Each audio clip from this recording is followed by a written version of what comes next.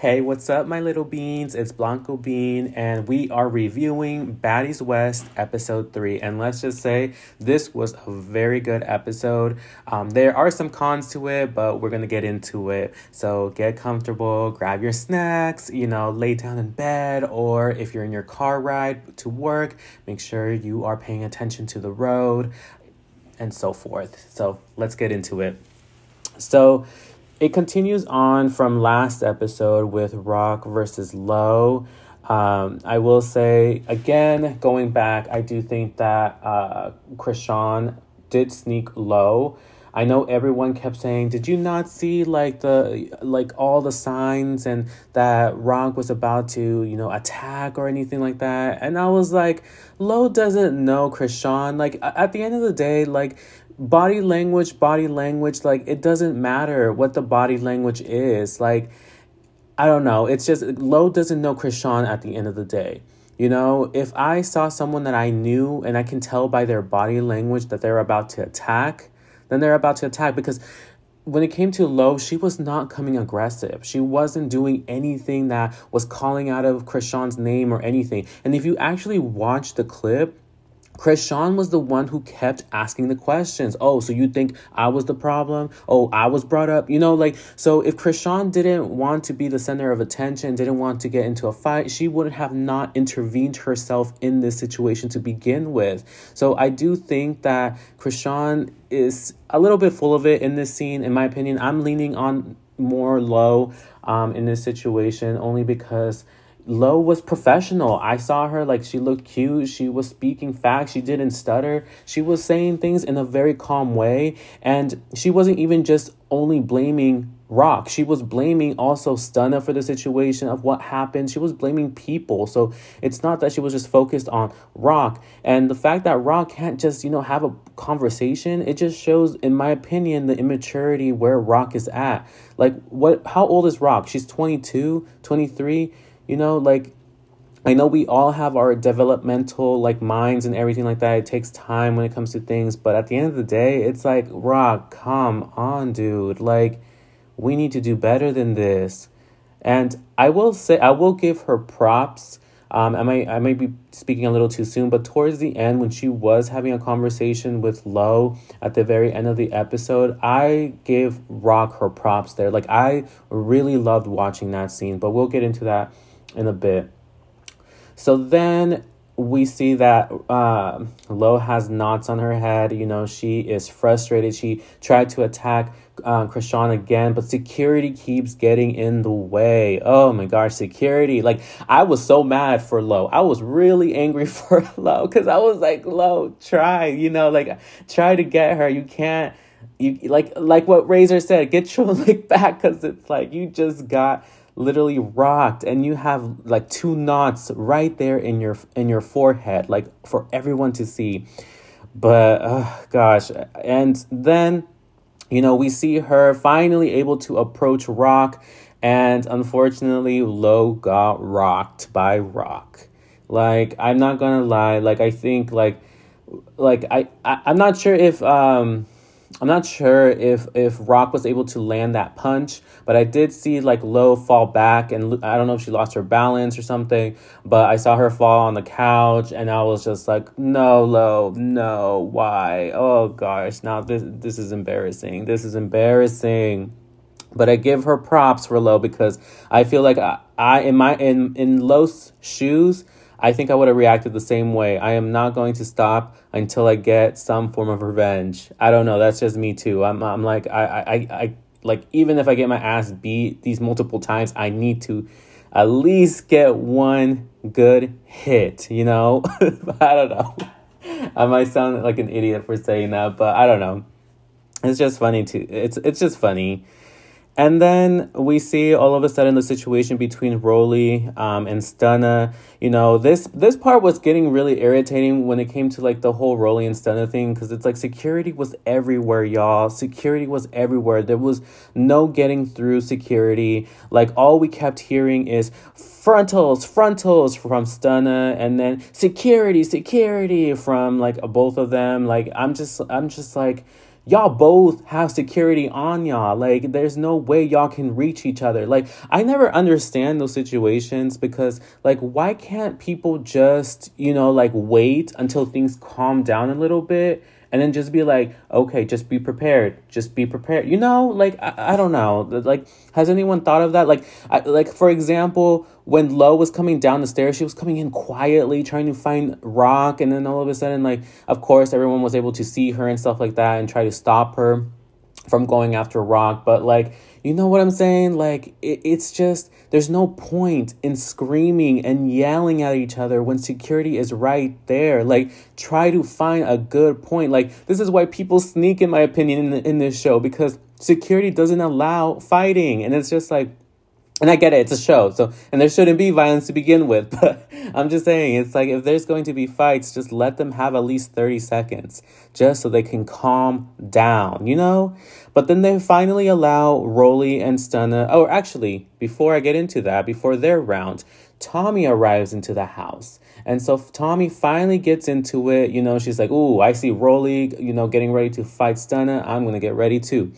And so then finally, Stunna and Rolly get into it. Now, I will say, Rolly kept saying that she was the one who won that fight, but I don't know. I honestly could not tell. I felt like both of them were hitting each other in the back of their heads, but I don't know. What do y'all think? Like, do you think Stunna won? Do you think Rolly won? I personally could not tell. Like, I just saw both of them hitting each other in the back of the heads, pulling each other's hair, or their bonnets or whatnot, and just, having their heads down. Like, I could not tell. And security already, like, rushing in it in, like, 5 seconds, which I was like, just give them at least 30 or 20, just 20 seconds. But hey, that's how it is. After that, Tommy's like, I want my round too. I want my round. And so now Tommy and Stunna go into it, which this is where I got a little bit irked, where Rolly jumped into the fight, which I was like, for what, Rolly? For what? Like, it was just, that was so unnecessary for her to do. Like, there was no, like, this is the thing. Like, how long have Rolly and Tommy even met each other to, want to jump for one another? Not saying that Tommy will jump for Rolly. I don't know if she has ever done that, but how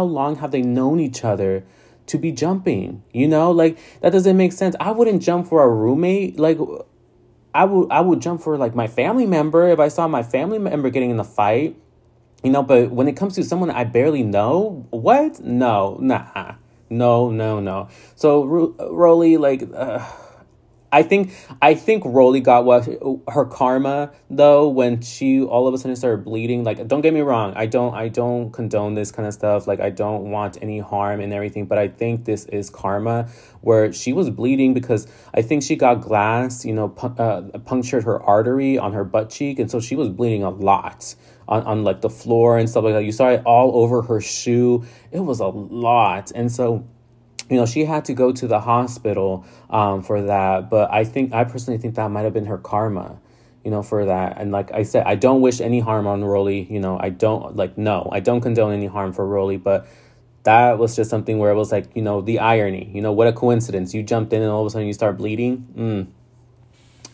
But then before Rolly went to the hospital, Stunna was like, I think she was like laughing at the fact that she just got jumped, or shocked at the fact that she got jumped. But all out of the bloom, Tommy was able to catch her off guard. She was able to catch her. I didn't say snuck. I just said caught her off guard, because first and foremost, Stunna, you should have been having your eye on Tommy. She was in that room, and so Tommy did get a good one on Stunna during that moment.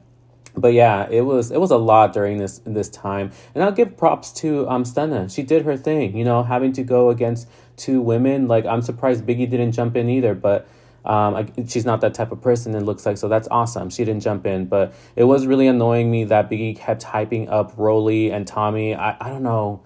I really want to like Biggie. I really want to like her. Like, the things that she says, especially in Spanish, because I can understand what she's saying. Like, it's funny. And I think she's a funny person, but it's like, damn, like, what you're showing me is really ass kisser. Like, Do y'all agree with this or no? Like, are y'all seeing this? Like, I personally feel like she's kissing ass so much to Rolly and to Tommy, and I may just be, you know, I don't know.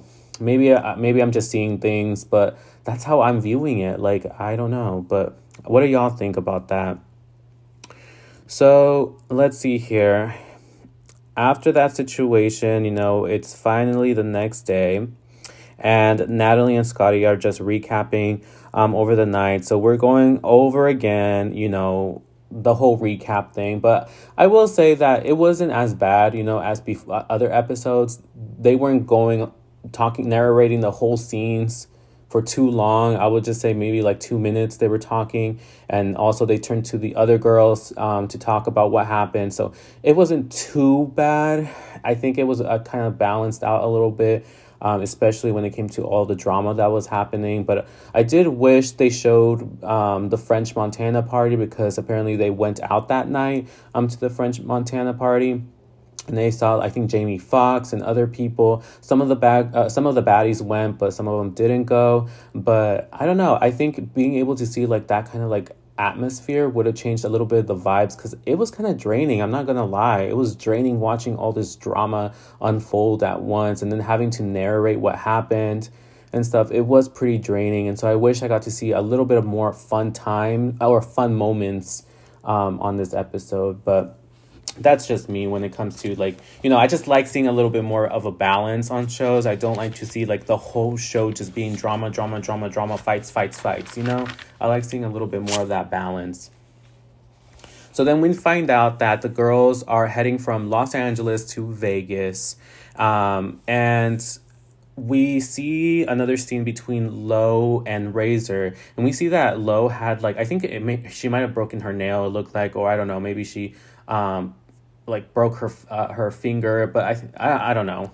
I'm not too sure about those, like, you know, medical things, but she might have just broke her nail because of that fight. But they just talk a little bit about the Krishan situation, and then they cut to the other scene, which is Kat and Rolly and Biggie talking about the night as well. And then after that, we are turning to Lo versus Krishan again. So apparently Lo snuck Krishan in the same like living room area where Krishan snuck Lo. So yeah, and you can see in like Krishan's face that she is pissed. You know, she is pissed. Lo is all prepped and ready. You know, she had her hoodie on. She had her sneakers, and you know, and she looked good. I'm not gonna lie, she looked good in her outfit, but you know, she looked ready to go for another round with Rock. And also, did y'all see Rock's face a little bit? Like, if you see on her eyebrow, I might be just seeing things, but do y'all see maybe a knot on there? Like a knot? Like, did Lo get her hit back? You know, did she get that lick? I wonder. But so basically Lo is trying to, like, you know, have a conversation with Krishan, because, you know, she's like, you know, is this the only way we can have a conversation, is if we fight, you know, and yell at each other? Is this the only way? And the person that keeps, you know, talking in between is Sky, the DJ, which I was getting so annoyed. I'm just like, Sky, shut up. Like, I don't know. Sky was annoying me in this scene. Like, I was reading in the comments, like, in a different video where some people were saying, like, oh, you know, some people are not very good at communicating. And I'm just like, bruh, Krishan is fucking in her 20s. She doesn't need someone to speak for her. You know what I'm saying? I don't know. Like, how, and then also, how is that solving a problem? You know, that doesn't make sense. Like, when someone else is speaking for someone else, that's not solving a situation. So say these two, Sky and Lo, talk it out and they resolve it, but Krishan doesn't feel that way, you know, because she didn't share anything. It was just Sky who was the one sharing. So to me, that Sky just needed to shut up. Like, I feel like this needed to be between Lo and Krishan, because it was just annoying, that scene. But finally, Natalie steps in. Oh, actually, before Natalie stepped in, you know, Sky, I got confused. Sky said, you know, oh, she lost her voice. But then she said that, Krishan didn't want to talk. So I was like, which one is it then? So came to find out it's actually both. Like Krishan just didn't want to talk to Lo, and she also lost her voice. But we see that Krishan was able to talk with Lo towards the end. But then Natalie steps in. Natalie finally steps into the situation. She is just, telling Krishan, like chill, like, Lo is not a bad person. We're not going against you. We're trying to uplift you and stuff, because I think Rock is having this mentality that everyone's trying to put her down. And I think she might be having that mentality because I'm pretty sure she's been seeing a lot of comments, especially in the social media, from interviews, from tabloids and everything like that. Like, I do think that she's getting a lot of negativity, and I think it might be kind of damaging for her mental health, seeing all this negativity. And so, yeah, that's kind of concerning in my mind, the amount of hate that Rock is getting. But finally, Lo and Rock were able to talk it out. Rock really had, like, she honestly could barely talk. Like, you could hear it in her voice. She was barely able to talk in that situation or in that conversation. But I give Rock her props in this moment. She was able to share her feelings, share her thoughts of how she felt in that moment. She felt that, Lo was kind of like mothering her in some sense and telling her, like, kind of like shaming her, which she didn't like. She felt disrespected in that moment, which I do feel that Rock reacted too quickly. I don't know if that was actually Rock, I know Rock said, she's not doing things for the cameras, but I'm like, was that for the cameras though? Because again, she said in the beginning, like she doesn't want to get in fights. She doesn't want to do anything of that. But it's like you reacted so quickly to something that could have just been a simple conversation. It seemed like it was more of a production thing that gave Rock a different time to meet on set compared to Lo and the other girls. And so, it was just certain things that were happening in the back scenes that, Lo wasn't aware of. And so, again, it could have been a simple conversation. There was no need for all this fighting to happen. But again, it brought them views, right? So it is what it is. But Lo and Rock were able to hug it out. I love that scene. I really like it when I see these women like make up with one another in that way, because it's like, what's the point of fighting one another? Let's strive. Let's, as if I'm a woman, I'm saying let's, but I love seeing women, win. I love seeing them, work with one another and making money and doing their thing, being bosses. So it's just something where, I'm glad that they were able to make up for. But then we see Stunna and Rolly having a conversation. Rolly was over the whole fight. She felt like, that fight, she was able to let it out in her system. And, Stunna was able to share her point of view of the situation that transpired. And they were able to hash it out. They were good. Then came with this, like their conversation with Stunna and Biggie. It didn't seem like they were able to hash it out because towards the end, Biggie was crying. And I'm going to be honest, I didn't understand why Biggie was crying. Like, I'm not joking. I'm not, I'm being very serious. Like, I did not understand. I had to like replay that last scene when she was crying like 3 times because it didn't make sense to me. Like she felt like, she had to pretend like everything was okay when everything wasn't okay. Like, I don't know. It just, that part didn't make sense to me. And so maybe someone can clear that up for me in the comments. Like, why was Biggie crying? Did y'all understand why she was crying? But yeah, that was basically it for episode 3. It was a lot of drama, a lot of yelling, a lot of security, but we made it through, y'all. And the next episode seems a little bit more mellow. We see a little bit of drama between Razor and Scotty, so can't wait to see why. I haven't seen any tension between them in these first 3 episodes. So I can't wait to see what's going on, but it does seem a little bit more mellow. So maybe we get a little bit more of a break from all the drama. I hope we get to see a little bit more of the party scenes and stuff like that. Cause it's like, I like seeing them having a good time and just having a little bit of drama, just having a little bit more of a balance. But yeah, those are my thoughts about this episode. If you like this video, please share, like, comment, and subscribe. And yeah, let me know, what are your thoughts about this episode? Did you like it? Did you dislike it? Who was your favorite on this episode, and who did you dislike? And I'll see y'all next time on the next video. Peace, y'all.